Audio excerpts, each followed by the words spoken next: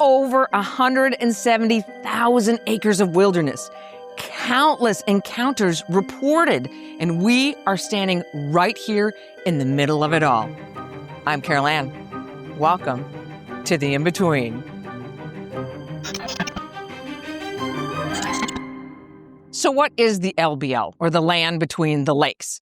Well, it started out as two rivers that come up from Tennessee into Kentucky. 1943-ish, when the war was raging, World War II, the government decided that they wanted to dam up those two rivers to make a hydroelectric plant. So they had the electricity to run the aluminum plant that they wanted to create to make aluminum for the war effort. So around about 1943, they eminent domain the entire area, kick out the 800 or so families that lived here, built those dams at the top of both of those rivers. When the project is done, roughly 1963, President Kennedy then declares that land a national recreation area. Word has it that about 2 million people every year come to this area to camp and hunt and fish and just enjoy the pristine nature that has been created in this area of the land between the lakes. So just how did the LBL become the home of Dogman? Well, it kind of depends on who you ask. If you talk to the Shawnee and the Cherokee, who were here first, as far as we can tell, they tell stories of a shaman of their tribe who was a shapeshifter who would turn himself into a wolf and go hunt not only animals in the area, but people from his tribe. Obviously, the tribe gets a little upset about this. They track him down, catch him in his wolf form, and kill him. As he is dying, he turns into his human form and curses the people, curses the land, and says, "I will be back." Or you talk to the French fur traders who came in next.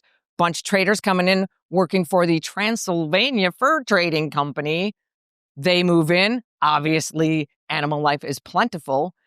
But they notice that not only do their animals, like their horses and stuff, start getting picked off, but so do their people. Their throats ripped out, their vital organs gone, but not the rest of them. So it's not something that's eating for survival, eating for meat. It is killing for fun. The third and final option is the legend that a family moved in from Europe. The family were all werewolves. So they picked the land between the lakes as a good and plentiful source of animal meat, and here they stayed. And that there are descendants of that family there to this day that now just pick off the occasional human being for fun. Any way you slice it, Dogman is there to stay. So we decided to visit the LBL for a day just to see what we could see and experience the actual locations of some of the most well-known Dogman stories of the area. Any of you guys who have done any research or heard any stories of the LBL, most likely you have heard the story of the family of the camper with the family of four that were all killed by the Dogman.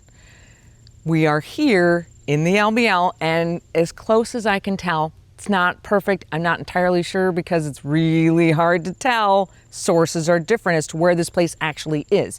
But I think we are pretty close to where that event actually happened.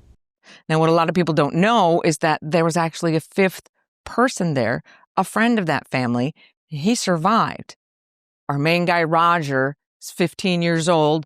He lives with family in LaGrange, Indiana. Some of those family have some property. He goes to visit them around Christmas 1981, and he meets a family of four: mother, father, daughter, son. Levi is the father, Diane is the mom, the son is Stephen, and the little girl, her name is Connie, but they call her Fanny. Now, Stephen, the little boy, is 13, so he and Roger kind of click together and become some friends. So every time Roger goes back to that property, back to his relative's property, they hook up and they become friends. So the family, and I don't know the whole story here, and nobody knows the whole story, but from what I understand, something happened. They were members of the Amish community. They fell out.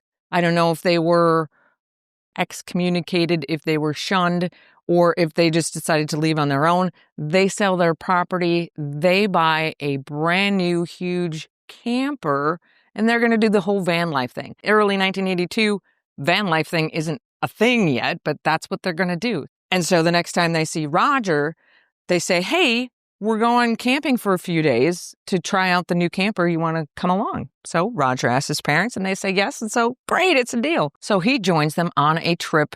And this would be April of 1982. April 1st, as a matter of fact, is the day that they take off. And they land here in the land between the lakes at this campground. Campground's no longer here, but this is where it was. So they come in, they are towing a vehicle, they back the vehicle up, unload it, then they back the camper up into their spot. It's a really nice place. It's got electricity, it's got water. It's a great, great space. They unpack, they level the camper. It's about dinner time at this point. So Levi, the dad, grabs his little double-headed axe and goes about 100 feet behind the camper and starts chopping some wood to make a fire for dinner. So Roger goes back in the camper and gets his 410 ready to go. And all of a sudden, there's this huge commotion outside. Before they know it, Levi runs to the driver's side door of the camper and rips it open, pulls out his 20-gauge shotgun that he had sitting behind there. Diane and Fanny and Roger, they look out the windows and see what is going on. And they see coming up from the ravine behind them, kind of just like this one, where Levi was just chopping wood, they see this beast come out of the ravine. This thing is like 6 to 7 feet tall. It is black fur.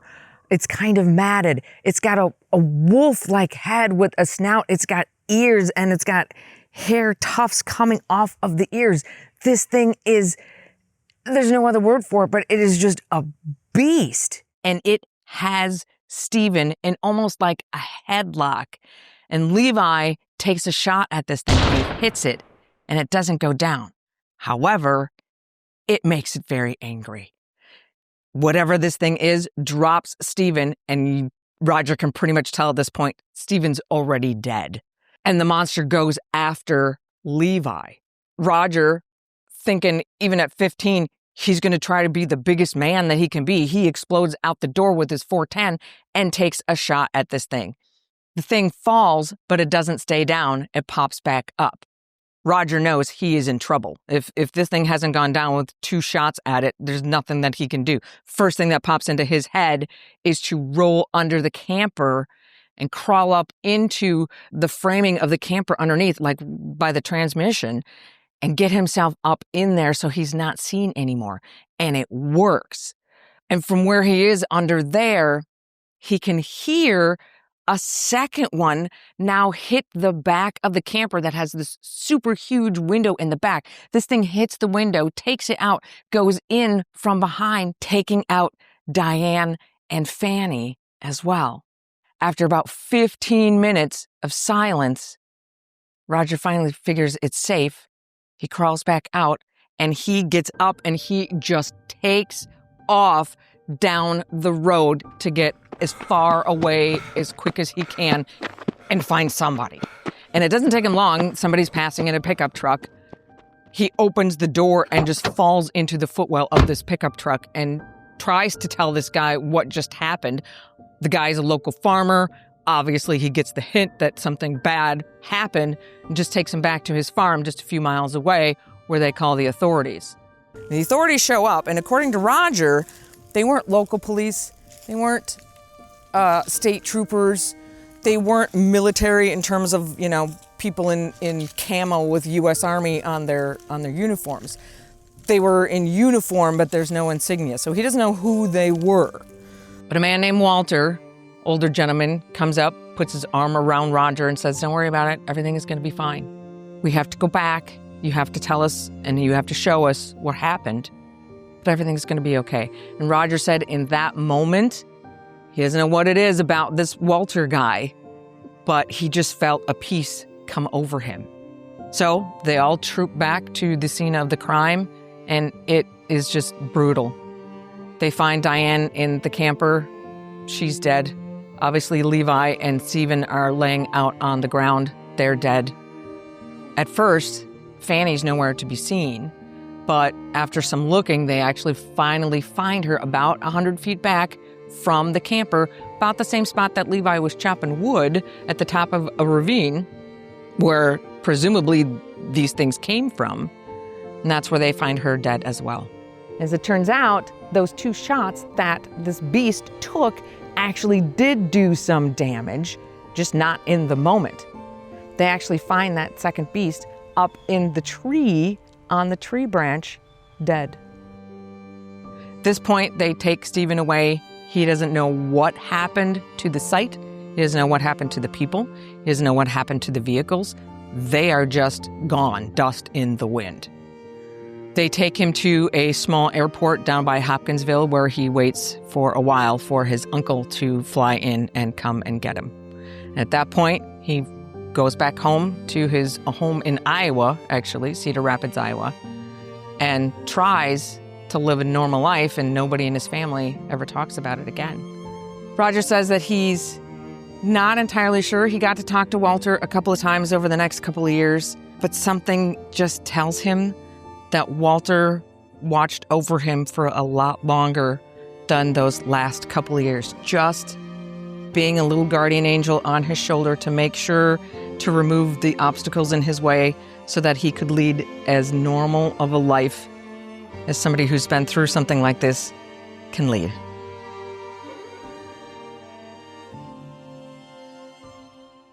So this right here is called Demumber's Bay.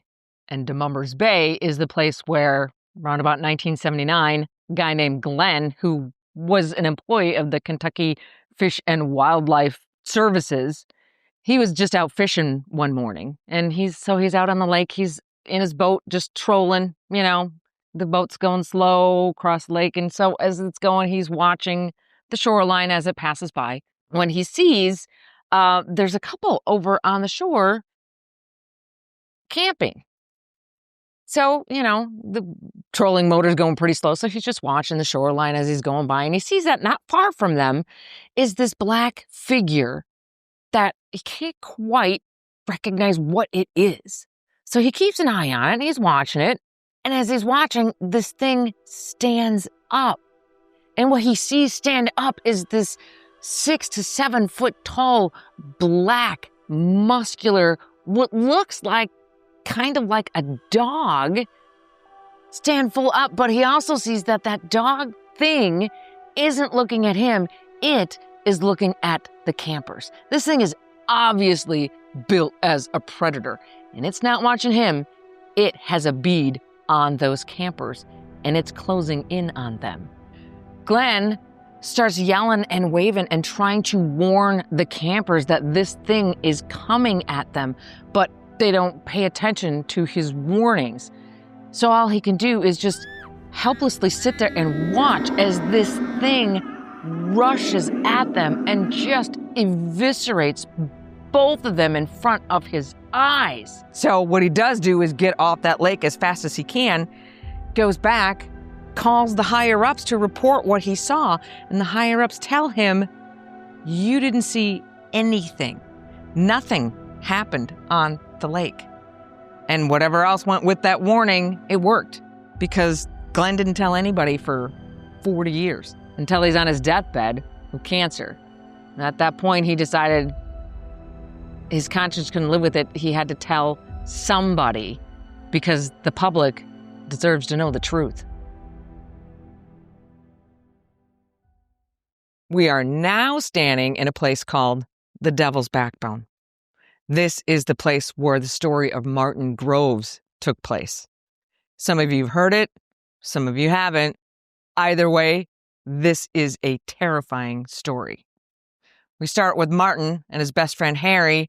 They are 2 peas in a pod. They met at the sheriff's department. They're both sheriffs, and became just the best of buds, going hunting and fishing together all the time. Obviously, work in the sheriff's department can be a little stressful at times, so these guys decide on a long weekend, they're just going to go out to the most primitive spot they can find, nobody around. They're just going to go turkey hunting for the weekend. Friday morning rolls around. They pack up Harry's truck, which is known as Old Thunder, and they hit the road, and they come out here to the most desolate place that they can find, set up camp. They just kind of settle in for the day. It's afternoon at this point, so they just settle in and have some dinner and go to bed for the night. They wake up the next morning. It's kind of drizzly, kind of a bummer. They get up, they have some coffee, kind of putz waiting for the rain to end. And they decide, okay, we're just going to go and see what happens. So Harry decides he's going to go kind of southeast of camp. There's places where they plant corn, and the next year they let that field go so that the animals around have corn, which usually mean turkeys. So that is where Harry decides to go. Martin decides he's going to go north instead and follow some of the game trails that they know are out there. So they go their separate ways and just agree they're going to meet back at camp at dinner time. So Martin's on his way. He's looking for signs of turkeys. The rain finally lets up. He's starting to hear animal sounds around again. He sees some animal signs, tracks and things, but he hasn't seen anything that he can shoot at yet. He just keeps going, plodding along. He finally he's probably about 2 miles from his camp. The game trail comes out onto an old access road. It's like gravel, like nobody uses it.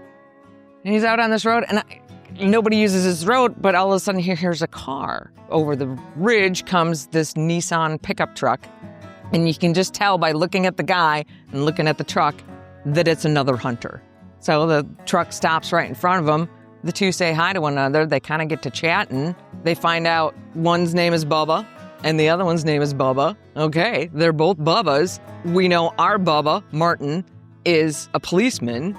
The other Bubba is a fireman. They make a joke about how all firemen really wanted to be policemen and how all policemen really wanted to be firemen. It's like an instant friendship. His newfound friend gives him grief about the 12 gauge that he's holding for shooting turkey. He's like, what are you shooting with a gun for? That you're not even giving him any chance. When Martin says, well, what do you shoot him with? The guy brings out his compound bow and shows him, this is how I shoot turkey. This is how a real sportsman does it. So they're laughing, they're joking, they're, good hunter camaraderie. They finally decide, okay, it's time to go. I got to go back to my camp. And they both have to go their separate ways. Right before they shake hands to leave, his new friend says, I just want to give you one little piece of advice. Before you go to bed tonight, make sure that you put your food up. I've been having problems in my camp with something has been coming into my camp the last couple of nights. I don't know what it is, but just to be safe, make sure that all your food is up tonight. Martin says, thanks, great. And the guy drives off in his Nissan pickup. So Martin is like, okay, it's starting to get dark now. It's time to turn around and get back to camp. So that's what he does. He turns around, he's going back into that game trail again. He's walking for a little while and he hears that things kind of go quiet around him. And then out of nowhere, the weirdest, loud, metallic noise, almost like a metal door slamming shut, like rings through the hills. Like something he has never heard in his entire life of hunting. Does not know where this sound could have come from. But okay, he keeps walking. And then from in front of him, he hears this inhuman whistle. He has no idea what makes that sound either. But again, okay. Now, the devil's backbone is a ridgeline on his side. So he sees somebody walking the ridgeline next to him. He's like, okay, it's far enough away. He can't really make out any details, but something is walking up there. And he stops for a minute and this thing stops. He walks a little further and this thing walks. He stops and it stops.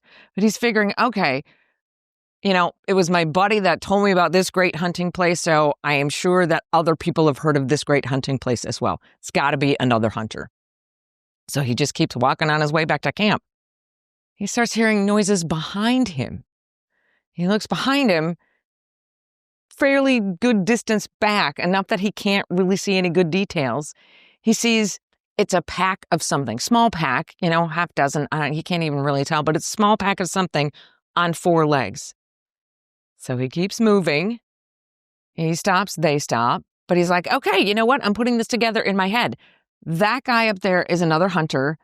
That pack back there, those are his hunting dogs. Okay, this is all starting to make sense. Hunter, hunting dogs. All right, those weird noises don't make any sense, but okay, at least I can put those two together.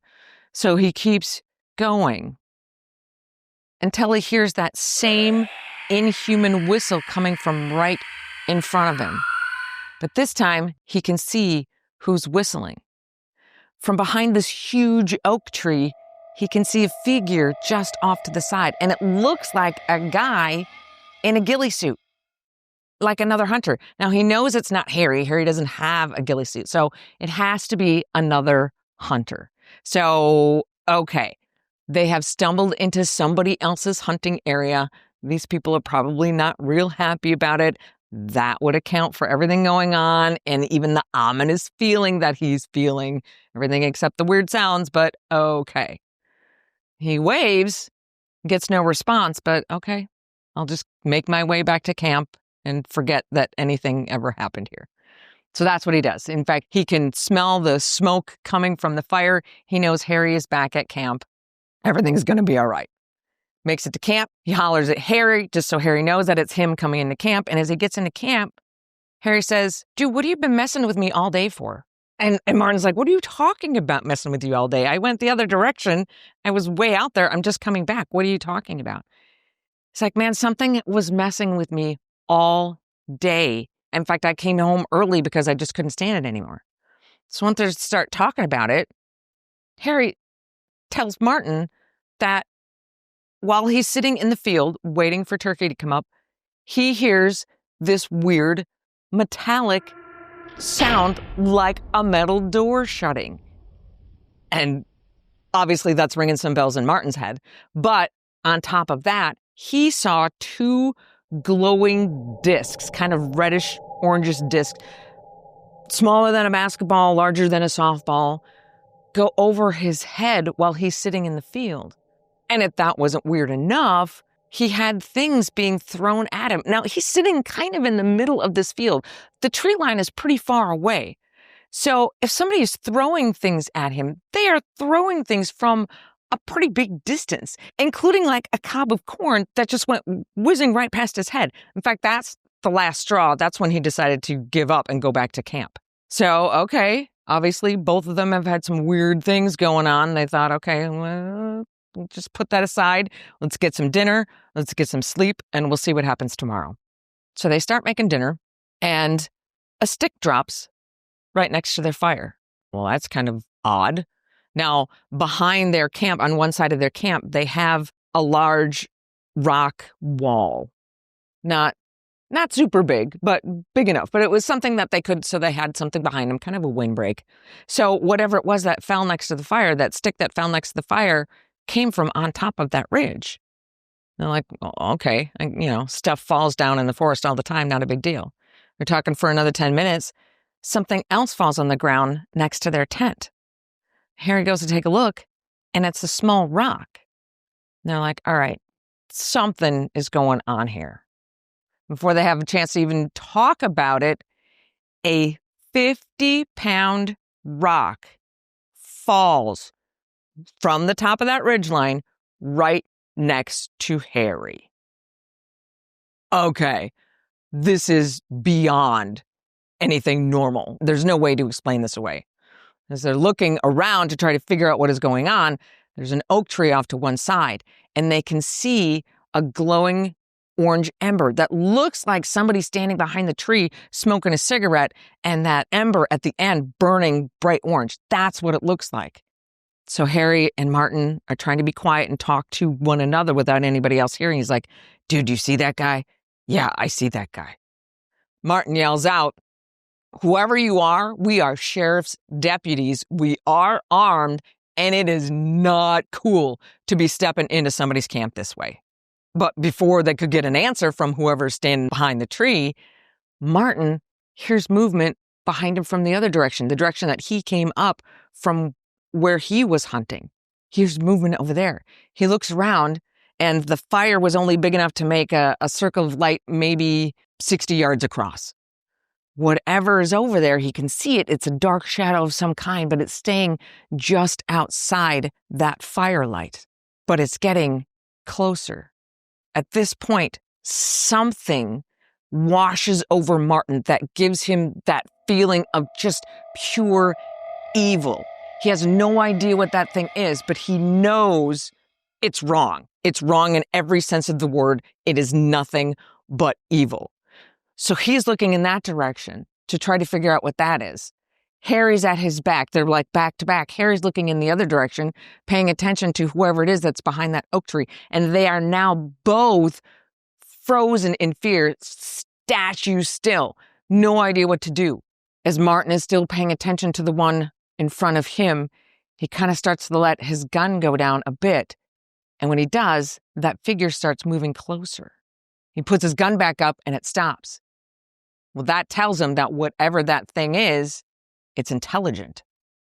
Okay, so he decides he fires a couple of rounds into the ground 2 to 3 feet in front of its feet, blowing debris everywhere, and watches as whatever this thing is jumps straight up that cliff rock behind them onto the ridgeline above. Now Martin is totally freaked out. And Harry, when Harry heard Martin's gun go off, he unloaded his double-barrel shotgun into whatever is standing behind that oak tree. It lets out this inhuman scream, and all hell is just starting to break loose. So Harry and Martin are like, let's get out of here. It's time to get out of Dodge. And they just leave everything behind. They go running for the truck. They go running for Old Thunder. Harry jumps in the driver's seat. Martin jumps in the back of the pickup so he can watch their six as they're trying to get out of there. Harry fires it up, turns on the lights, turns on the light bar on the top, and in front of them are 2 large, what look to be hairy human beings standing right in front of him. He floors it and he just keeps going. One of them is standing in front. He just hits it as he's trying to cross this creek to get out of there. Whatever it was that he hit, he heard the thump. He now sees it trying to hold on to the side of the truck as the truck is passing him by. Whatever it was, Harry just keeps on driving. Gets back out onto the Trace Road. Martin slams on the top of the truck saying, stop and let me in. Harry doesn't stop for about another mile, but he finally does. And Martin jumps into the truck and they are both like, oh, what just happened here? It's too late to go anywhere. Rangers stations are closed. Their camp is now behind them. And Martin watched whatever those things were just tearing the place up. So there's nothing left for them there anyway. So they actually just drive for a little bit until they find a large hill where they can park the truck on top of the hill. Martin stays up all the rest of the night watching guard so they can see all around them while Harry gets some sleep in the truck. Dawn finally rises, time for the ranger station to open. Martin says, we have to go tell the Rangers. And Harry's like, are you nuts? That is going to totally ruin our career. And we are going to be the laughing stock of all of our family and friends and everything. We are not telling anybody. Martin's like, okay, I get it, but we have to tell the ranger. They have to know what's going on out here. So they get to the ranger station. When they get to the ranger station, it's not a ranger station that just opened at 9 a.m. There is a whole bunch of stuff happening in the parking lot. There are even news trucks there with their satellites up. And I'm like, what is happening here? But okay, not our deal. We have to focus on what happened to us. So they park, they go in, they ask to see the head ranger, Ranger Gray. Ranger Gray says, what can I do for you? Martin tells him everything. Ranger Gray says, that was a bear, and that means that you're shooting at bear out of season. That's a problem for you. I think you need to give me your badges. I am going to call your chief. Well, okay, so they give him their badges and Ranger Gray disappears for a while. And he comes back, he's like, I talked with your chief and I told him, you guys could be in some serious trouble here. I don't want to see you guys out here again. And they're like, Fine, they had a few choice words, but they finally gave up and just left. As they're walking out in the parking lot, Martin spies another guy, somebody from the sheriff's department that he'd done a lot of trading with before, somebody he was pretty familiar with. He's like, hey. So the two of them get to talking, and Martin asks, what is all this other stuff going on here? And his friend tells him, well, we got a search and rescue thing going on here because some turkey hunters found some guy's camp, and the guy got mauled by some wild animal. So we're going to try to track it. And just at that moment, a tow truck comes in, pulling the truck of the hunter. And it was a Nissan pickup truck. Martin knows in that moment, that was the guy he met on the road. That was the other Bubba. And he now is most likely the last person to have seen him alive. They go back home, and Harry is still adamant he doesn't want to tell anybody. And Martin kind of agrees, but they still have to speak to their chief. And this is only Saturday at this point. So they wait until Monday morning rolls around, and sure enough, Martin gets a call that his chief wants to see him. So he goes to his chief. He and his chief are pretty good friends. They've been hunting together. His chief tells him, look, I don't know what happened. I doubt that you guys shot a bear. I know you better than that. So whatever happens from here, I got your back. Obviously, Martin feels a lot better about that. But then the chief follows up with, I have some bad news. Harry's wife called. Harry had a stroke. He's not coming back to work. And as it turns out, Harry never came back to work, ever. Martin kept Harry's wishes and didn't tell anybody for quite a while. But then he needed to know what this thing was. So he retired a couple of years after that. And after he retired, he decided from there on out, he was going to spend all of his time researching what happened here. And he didn't tell anybody his story until Harry gave him permission just before he passed away. And it's because of that we actually know that this story happened. But he spent years in the field interviewing witnesses, trying to figure out what this thing is. He never was able to figure it out. But hopefully someday, somebody will. So now that we have visited the LBL, checking out all of these places where these horrific events happened, I expected it to be kind of a dark and gloomy place because that's what everybody else said. They said it was a very ominous place to be, but I have to confess, that's kind of not what I feel. It's a nice, beautiful space, a good place to be, lots of wildlife. It's been a very nice day. However, by some estimates, at least 18 people have been killed in unknown animal attacks. So clearly, something is happening here. The only question is, what the hell is it? Special shout out to my friends at Three-Headed Monster Media for their help to make this whole adventure happen. Those are probably some of the most horrific stories I have ever told. But if you want to keep going on your tour of the weird things happening in our national park system, go ahead and click right here. Be careful out there. And I will see you here again on the In-Between.